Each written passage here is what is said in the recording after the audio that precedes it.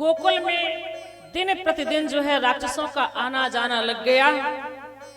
श्री सुखदेव जी महाराज कहते हैं, हे राजा परीक्षित, कभी बकासुर आता, कभी अघासुर आता है, कभी वृत्तासुर आता है, कभी पूतना आती है।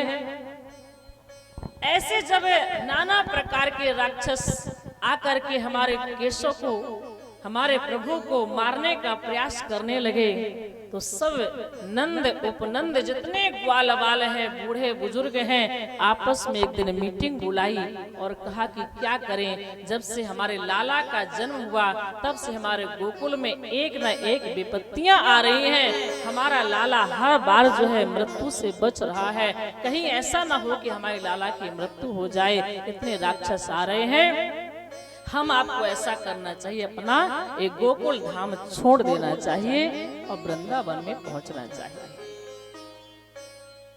बड़े बुजुर्ग बोले, हाय बात सही है, यहाँ तो बड़े बड़े राक्षस आ चुके हैं। तो सब ने अपना सामान इत्यादि उठाया और सामान रख करके अपने, उसमें ग्वाल वालों का धन क्या है, गाय। सब ने अपने अपने गाय बछड़े लिए, सामान लिए, दही इत्यादि सब लिए और लेकर के सब वृंदावन को पहुंच गए। वृंदावन की भूमि जब देखती है मेरे यहाँ प्रभु आए हैं, अति प्रसन्न हो गई। वृंदावन की भूमि जो है बड़ी प्रसन्न है, बड़ी प्रफुल्लित है। कैसे, जैसे हमारे जब प्रभु श्री राम जब अयोध्या को छोड़कर चित्रकूट में गए, हम चित्रकूट से ही हैं, तो हमारे राम जब चित्रकूट में गए अयोध्या को छोड़ करके, तो चित्रकूट की एक एक कण इतने प्रसन्न हो गए कि क्या क्या, सब बड़े प्रफुल्लित हो गए। आज भगवान हमारे यहाँ आए। और जो पर्वत है कामदगिरी, आप लोगों ने दर्शन किया होगा कामदगिरी का। कामदगिरी जैसे पर्वत इतने प्रसन्न है, आज प्रभु हमारे यहाँ आए हैं। और फिर चित्रकूट की एक कण की और कामदगिरी की प्रशंसा केवल वहीं बस नहीं होती है, हर जगह होने लगी। गोस्वामी जी महाराज कहते हैं, उदय अस्त गिरि अरु कैलासु, मंदर मेरु सकल सुर बासु, शैल हिमांचल आदिक जेते, चित्रकूट जस गावहि तेते। सब चित्रकूट की प्रशंसा करने लगे, क्योंकि आज प्रभु श्री राम चित्रकूट में निवास कर रहे हैं। वहाँ का कण कण प्रसन्न हो गया, हर जगह बेल पत्र सब प्रसन्न है। चित्रकूट के विहंग मृग बेल बिटप तृण जात, पुण्य पुंज सब कहां, सब जो है आज उनकी प्रशंसा कर रहे हैं। जहां जहां राम चरण चले जाए तिन समान अमरावती नहीं। जहां जहां प्रभु के चरण पड़ते हैं, उस भूमि की, उस जगह की प्रशंसा तो कोई कर ही नहीं सकता। अमरावती से भी बढ़कर के वह स्थान हो जाता है। चित्रकूट में रम रहे रहमन अवध नरेश, जा पर विपदा पड़त है सो आवत हिदाय देश। इस प्रकार से हमारे प्रभु चित्रकूट में रहे तो वहाँ की प्रशंसा। यहाँ हमारे भगवान श्री कृष्ण वृंदावन में आए, तो वृंदावन के तो फिर कहना ही क्या है।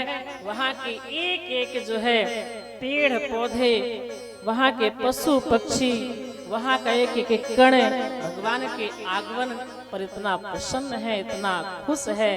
आज भी लोग चाहते हैं कि हम भी वृंदावन जाएं। वृंदावन जाने को जी चाहता है, क्यों? क्योंकि वहाँ यमुना जी है, यमुना जी में डुबकी लगाने को जी चाहता है। वृंदावन की पावन भूमि में हमारे प्रभु श्री कृष्ण पधारे हुए हैं। वहाँ के दिव्य छटा, दिव्य वहाँ का वातावरण। वृंदावन में हमेशा बसंत ऋतु रहती थी।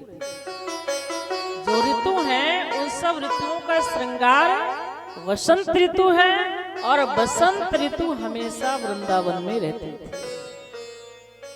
हमेशा वहाँ पुष्प खिले रहते थे, शीतल मंद सुगंध वायु बहती रहती थी।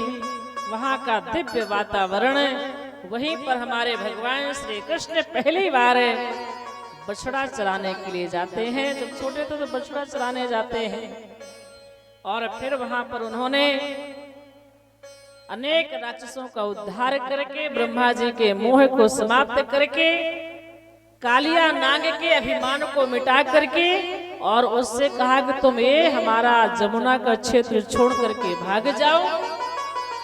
तो कालिया नाग के अभिमान को भी भगवान ने मिटाया और वहां से उससे हटाया, क्योंकि वहां उसके रहने से जल पूरा विषैला हो गया था। और इसके बाद अग्नि से अपने ग्वाल वालों की, अपने सखाओं की भगवान ने रक्षा की, प्रियजनों की रक्षा करके। ऐसे गर्मी का समय जो था उससे भगवान ने रक्षा किया। फिर ऐसे बरसात आई, बरसात के बाद दिव्य और भी छटा।